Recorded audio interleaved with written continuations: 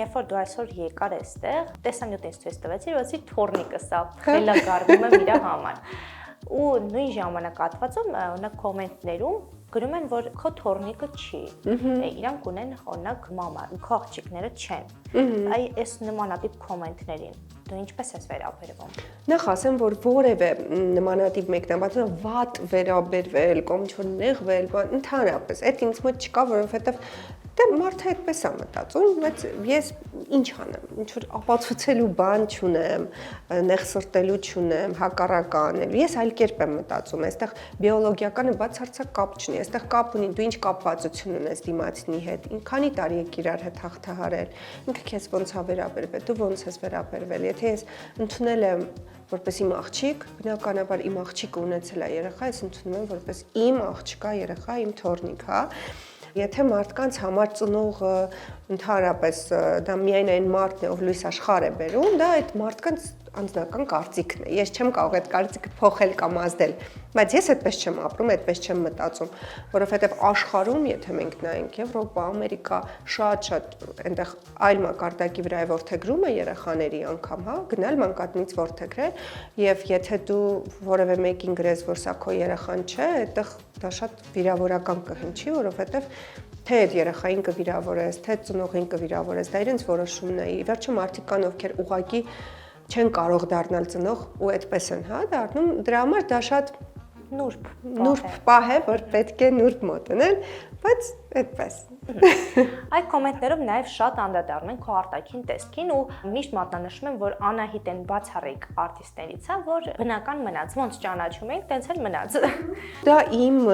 ներքին ներդաշնակության հարցն է, այսինքն ես ինձ սիրում եմ, այնպեսին ինչպեսին ես կամ ու ես ինքս իմ սովորական կյանքում որպես Անահիտ ինքս վախենում եմ անգամ փոփոխություններից, ես չեմ պատկերացնում ինձ այլ կերպ։ Դրա ուղիղ հակառակն է իմ դերերի ու բեմական գործունեության հետ, այսինքն երբ որ դերը պահանջում է, որ ես պիտի լինեմ այսպիսին, դա կլինի կեղծամով լուծել, ինչ-որ գունային գամայով լուծել, հագուստով լուծել, ես լինեմ անճաշակ անգամ, հա, եթե իմ կերպարը անճաշակ է, ես լիակատար տրվում եմ դերին, անգամ եղել է պա, որ ես պիտի ճաղատանայի, ես պատրաստ եմ, այսինքն հանուն կերպարի ես կարող եմ կերպարանափոխվել, նաև արտաքնապես, բայց հետո իրական կյանք վերադառնալուց ես պիտի լինեմ այնպեսին, ինչպեսին կամ ու չեմ բողոքում, որովհետև նույնիսկ վարսերս ես չեմ ներկել, իմ բնական գույնն է, ինձ այդպես շնորհակալ եմ անչափ տիրոջը, այսինքն եթե վաղը մյուս օր գուցե սպիտակ մազեր ունենամ, մտածեմ այդ ուղղությամբ, այս պահին ընդհանրապես ինձ չի խանգարում, ես ինքս ինձ հետ ներդաշնակ եմ ու դրա հետ մեկտեղ բացարձակ դեմ չեմ բոլոր այն մարդկանց, ովքեր անում են միջամտություններ կամ փոփոխում են, որովհետև դա էլ կապ ունի իրենց ներդաշնակության հետ, մարդը գուցե իսկապես ունի խնդիր ու իր քիթի դուրը չի գալիս, ինքը մտածում է, որ այնպես իրեն ավելի լավ է զգալու, դա այդ մարդու որոշումն է ու ես չեմ կարող ասել, ինչու ես դու վիրահատել քո քիթը, լավ արել, իրեն այդպես հարմար է, բայց ես բնականն եմ սիրում։ Նորաձևության ինչքան ու ես հետևում։ Շատ վատ եմ այդ առումով։ Այո, ես այդպես բրենդամոլ չեմ, բրենդներ այդպես չեմ ճանաչում, երկու անուն հնարավոր է լսել եմ, որովհետև շատ հաճախ են օգտագործել ինձ մոտ, բայց ես նույնիսկ չեմ ճանաչի կամ չեմ իմանա։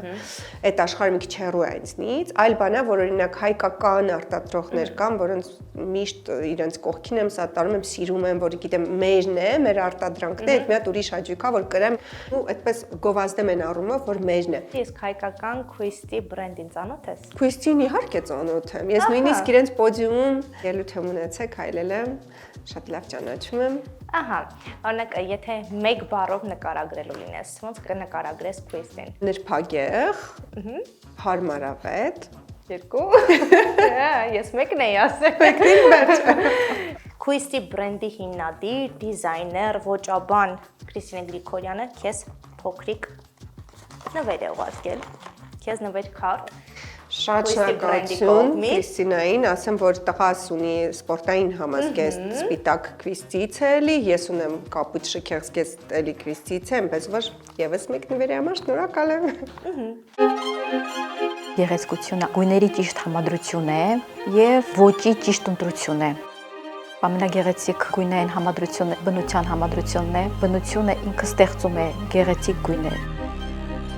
Իմ առաջի քայլերը նորաձևության աշխարհում ես սկսել եմ արտահակուստ կարելուց։ Որոշեցի կարեմ արտահակուստ մատուցողի համար, որ մատուցողը ել ավելի գեղեցիկ լինի, ել ավելի վստահ լինի։ Այդ գեղեցիկ հագուստը շատ արագ վաճառվեց, եւ ես հասկացա, որ կարող ենք նաեւ իրականացնել անհատական պատվիրներ։ Ես որպես հագուստի դիզայներ շատ եմ ցանկանում օգտակար լինել, փորձում եմ միշտ ճիշտ հագուստ ընտրել հաճախորդի համար, թաքցնել իր թերությունները, ընդգծել իր առավելությունները։ Մեր բրենդը նախատեսված է ամբողջ ընտանիքի համար, տղամարդկանց, կանանց եւ երեխաների համար։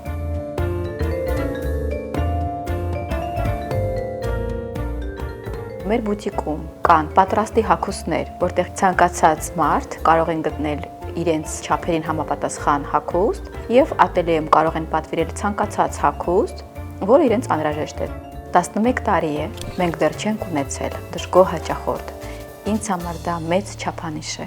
Ալի խոսենք մեդիա դաշտից, որովհետև հիմա մեդիա դաշտում շատ ասեկոսներ են օրինակ պատտվում, օրինակ վերջերս Մհեր Բաղդասարյանի մոտ հաղորդման էր հրավիրված, շատ գեղեցիկ հարցազրույց էր ստացվել, բայց մեդիա դաշտը որոշ կայքեր դա մի քիչ աղավաղեցին հարցային մասին, որ դուք այն սերնդից եք, որ եւ Գայլանովենցի հետ նույն ժամանակաշրջանում եք եղել եւ Մագա Հարությունյանի։ Կայքեր կային, որոնք սկսեցին լղոզել եւ կարծես տպավորություն է, որ քեզ եւ Մագա Հարությունյանին լարում են իրար դեմ։ Բայց Մագա Հարությունյանը շատ գեղեցիկ պատասխանել էր հարցին։ Հիմա ես ուզում եմ հասկանալ դու ինչպես ես նայում այս ամենին, մեդիա ոլորտում կատարվող այս ամենին։ Ընդհանրապես այն ամենին, ինչին չեմ կարող ներազդել, էլի նայում եմ նորմալ, որովհետև դա կատարվելու է, ինձ դա դուր գա, թե դուր չգա։ Ես չեմ կարող դրան ինչ-որ կերպ արձագանքել ու ես դա արդեն հասկացել եմ տարիներ առաջ։ Ինչ վերաբերում է կոնկրետ այս դեպքի հետ կապված, մենք Մագայի հետ շատ լավ հարաբերությունների մեջ ենք, նույնիսկ զրուցել ենք այդ մասով, ինքն էլ ինձ հետ շատ լավ, ես իր հետ շատ լավ, Մհերի հետ շատ լավ, այսինքն մենք բացարձակապես խնդիր չունենք եւ Մագան էլ հասկացել էր, որ այստեղ խնդիրը սերունդների մասն է եւ ոչ թե հատուկ անձնապես, հա, ուղղակի իրենով էին բերել ընդհանուր օրինակը։ Ոնց որ ես Գալյանովենցի հետ չեմ խաղացել մեկ բեմում, օրինակ, իմ ղեկավարը եղել է Սոս Սարգսյանը։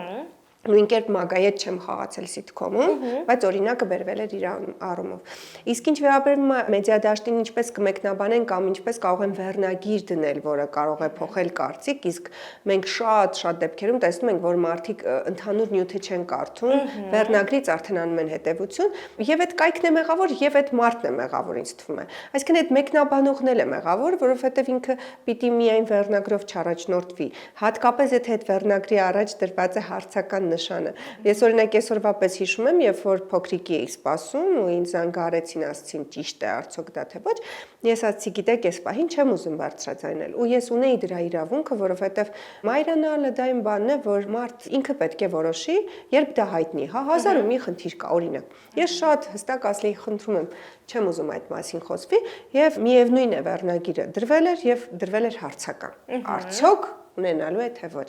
Այսինքն այդ օրվանից ես հասկացա, որ եթե կայքը ցանկանում է